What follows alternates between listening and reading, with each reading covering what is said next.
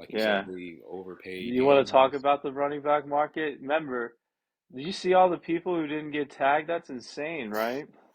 Man, Remember, Sean McVay said after Todd Gurley left, "I will never pay another running back again." And now we're seeing. Now yeah, yeah, yeah, yeah.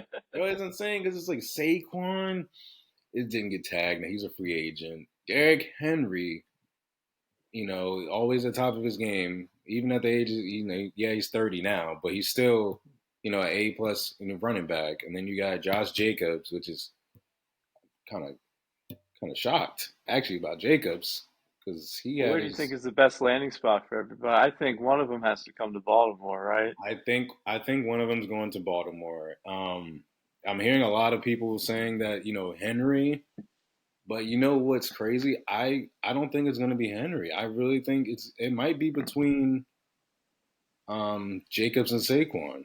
Now, if the Baltimore Ravens do end up picking Henry, I won't be surprised because they attempted to get Henry during the trade deadline this past season. But Hmm. with the way the Ravens offense is, I won't be surprised they try to get a running and a receiving type of running back. And Josh Jacobs and Saquon both do that.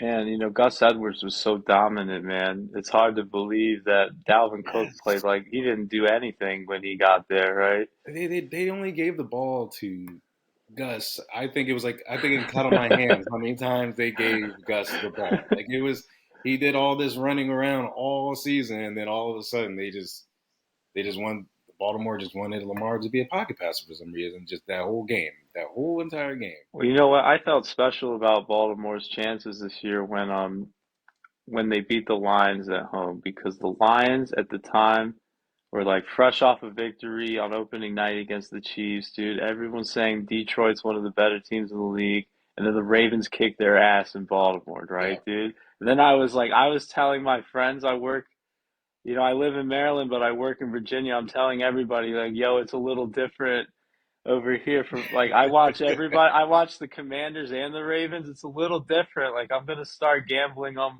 my guy Lamar over there, right? But what's funny is like once again, they kicked Dallas's ass late in the year. They beat the shit out of the San Francisco 49ers at home. I Yeah. practically picked them to win the Super Bowl at that point. I Yeah. said, who else could beat them? But DeMonte, what do you think what's it gonna take to and I think if you're a Bills fan, you got to be done, man. Because what's going to be different for you coming back if you're the Bills in the AFC, but the Ravens can come back Yeah. and seriously have a chance at all this.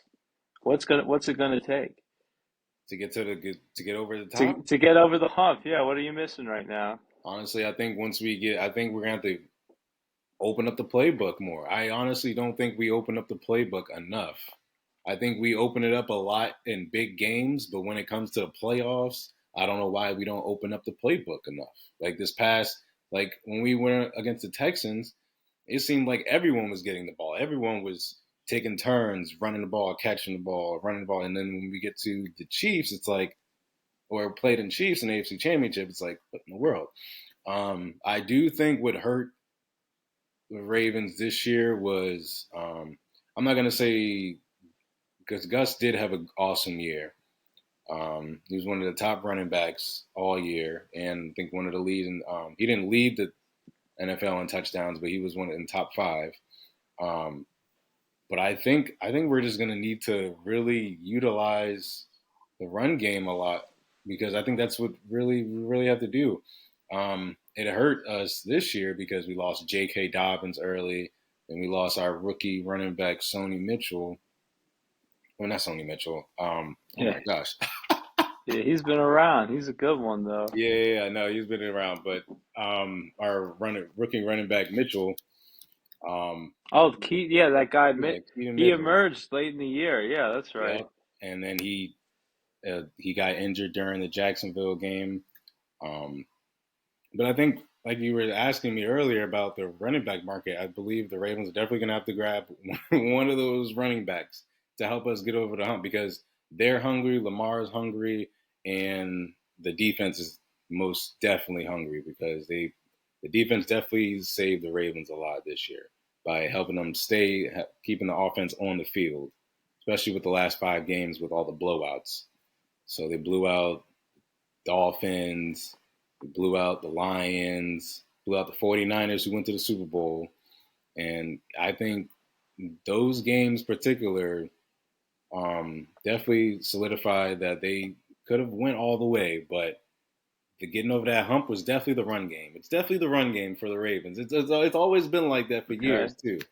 But I think getting one of those backs, I think will help Lamar ease Lamar up because he knows he has a back that's skilled and experienced. I think that's what he also needs help with. It more skilled and experienced. I know getting Odell this past season was probably the thought of the skilled and experienced top guy, but I think it's really gonna have to lead to a running back because I think Lamar can get the ball to most receivers. He won the MVP for a reason. So, but I think getting the running back will help him ease off the offense. Having starting 4 different running backs this past season, I don't think helped too much. But I think getting one consistent back who's hungry that's in the market right now, I think definitely will help. Well, I think J.K. Dobbins is done because you can't really trust that he's not going to play past week 2, right? You Yeah, can't at this point. back to I back. mean, unfortunately, yeah, back-to-back ACL tears. I think that you keep that guy Mitchell, you keep Yes. everybody else, that guy Hill, but go get him. It's been what the argument is that no team has won the Super Bowl by spending more than 2 million on a running back. The highest paid running back to win a Super Bowl the past decade was Leonard Fournette, getting 2 million a year. Every other Super Bowl winning team has spent less money on their running back. You look at the Chiefs right now; they pay Pacheco, the seventh round draft pick salary. Yeah, Yeah, which is that's true. not that much money, but so that's the argument there. That's why you don't spend a lot on a running back, but you go draft one. Maybe you guys go draft the next best one. Yeah, I won't be surprised if the Ravens will try to draft a running back in the either the second or third round, because that's what they definitely do well with drafting running backs. I will say that. So we'll see, we shall see. But yeah, having J.K. is definitely. I don't think he's gonna believe he's gonna stay. But I do believe Mitchell is definitely the future is gonna stay with us because he was definitely killing it. He's definitely that. Yeah. He's the back that will run hard and he will. He can receive the ball as well. He can catch the ball. He can go out So and get you it's a some good thing yards. Zay Flowers worked out, right? Can you Yes, believe how? Yeah. thank goodness. Yes, Dave Flowers. I'm happy. He's definitely the future. He's definitely my favorite first round receiver that we have gotten in the past in the past seasons that we've getting receivers in the first round. So I think he's going to stay with us. I don't think that was probably our best pick since getting Lamar and offensive wise. I think that was definitely the best pick. Oh, and Landon Baum are the center, so I can't really because he's been to Yeah. the Pro Bowl each year since he's been in the league, so I can't even get mad at him. The Ravens have a really bright future, man. They really are just a player away, baby. But like that is the thing, though. They keep Lamar in pressure moments. It has to be in his hand, Yeah, and it's not good at deferring to others. And then I think that's what you're saying, that they take less plays in the playbook. It has to be Lamar's decision. yeah. So yeah, the Ravens they're looking bright.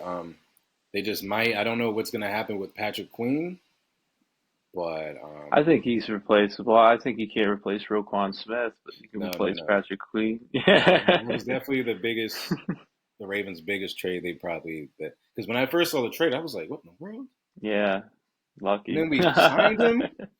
I was like, dang, that was I just fast. don't Like, get how the Eagles trade bags of chips for Pro Bowlers. I don't get it, dude. yeah, I don't. I don't know how they be doing that. I don't know how they gotta know. They know somebody. They know somebody.